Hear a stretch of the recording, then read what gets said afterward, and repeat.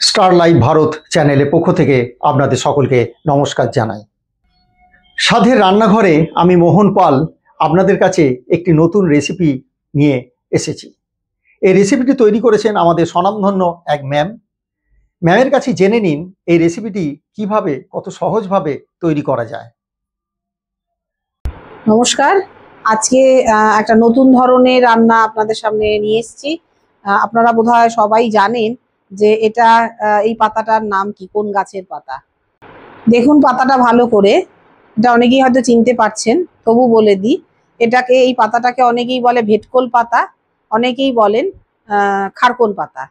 তো আমরা এই পাতাটা কিভাবে বাটা করলে ভীষণ সুস্বাদু হয় এবং এই একটা পদেই আমাদের ভাত খাওয়া হয়ে যায়। এই ভেটকোল পাতায় বা খারকোল পাতায় প্রচুর পরিমাণ ক্যালসিয়াম আছে। এই পরিমাণ পাতা আমি 2 আটি নিয়ে নিলাম। আমি এই পাতাগুলোকে আমরা বটি দিয়ে কেটে, ঠিক এই জায়গাটা থেকে কেটে এরমভাবে, বা ছুরিতেও কাটতে পারেন, এরমভাবে ছিঁড়ে আমাদের শুধু পাতাটা প্রয়োজন।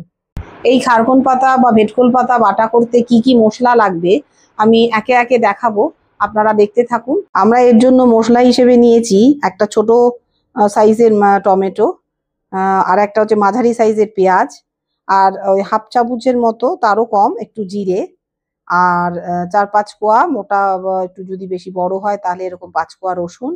আর ঝালটা যারা যেমন খাবেন সেরকম ভাবেই দেবেন। এখানে কাঁচা লঙ্কা আর শুকনো লঙ্কা দুটোই নিয়েছি।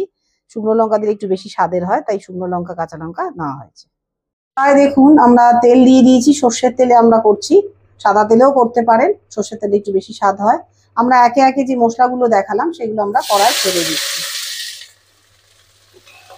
মশলাগুলো দেখুন একটু নরম হয়ে এসছে। এবারে একটু নাড়াচাড়া করে আমরা যে পাতাগুলো ছিল সে পাতাগুলোকে ভালো করে ধুয়ে নিয়েছি। ভালো করে কলের জলে ধুয়ে নিয়ে আমরা একে একে পাতাগুলোকে এর মধ্যে মশলার সাথে ছেড়ে দেবো। আমরা আবার একটু নুন দিয়ে দেবো, আবার একটু নুন দিয়ে দেবো যাতে পাতাটা সেদ্ধ হয়ে যায় একটু সময়। এবার আমরা একটু নাড়িয়ে চাপা দিয়ে দেবো, তাহলে কি হবে, একটু তাড়াতাড়ি নরম হয়ে আসবে। হ্যাঁ, এবারে মোটামুটি 2 মিনিট হয়ে এসছে। তো আমরা এবারে থালাটা তুলে নিয়ে দেখবো কতটা নরম হলো। হ্যাঁ, প্রায় হয়ে এসছে। এবারে আমরা নিভিয়ে দেবো, নিভিয়ে দিয়ে এটাকে একটা থালার মধ্যে ঢেলে নিয়ে ঠান্ডা করতে দেবো। হ্যাঁ, এবারে এই থালায় ঢেলে নিয়েছি, ঠান্ডা হচ্ছে পাখায়। আর এই জলটা দেখুন একদিকে হয়ে গেছে, এই জলটাকে কিন্তু ফেলে দেবেন, ফেলে দিয়ে মিক্সারে দেবেন পেস্ট করার জন্য। দেখুন বাটার পর এইরকম দাঁড়িয়েছে। তো যদি বাটার সময় একটু অসুবিধে হয় না ঘোরে মিক্সার, তাহলে একটু জল দিয়ে দেবেন। আর এছাড়াও শিলনোড়ায় তো বাটা যেতেই পারে, শিলনোড়ায় বাটলে সব থেকে ভালো হয়। আমরা কড়া গরম হলে আমরা 1 চামচ কড়ায় তেল দিয়ে দেবো। হ্যাঁ, তেলটা মোটামুটি গরম হয়ে গেছে। এবারে আমরা পেস্ট করা যেটা পেলাম সেই বাটাটা আমরা দিয়ে দেবো তেলে।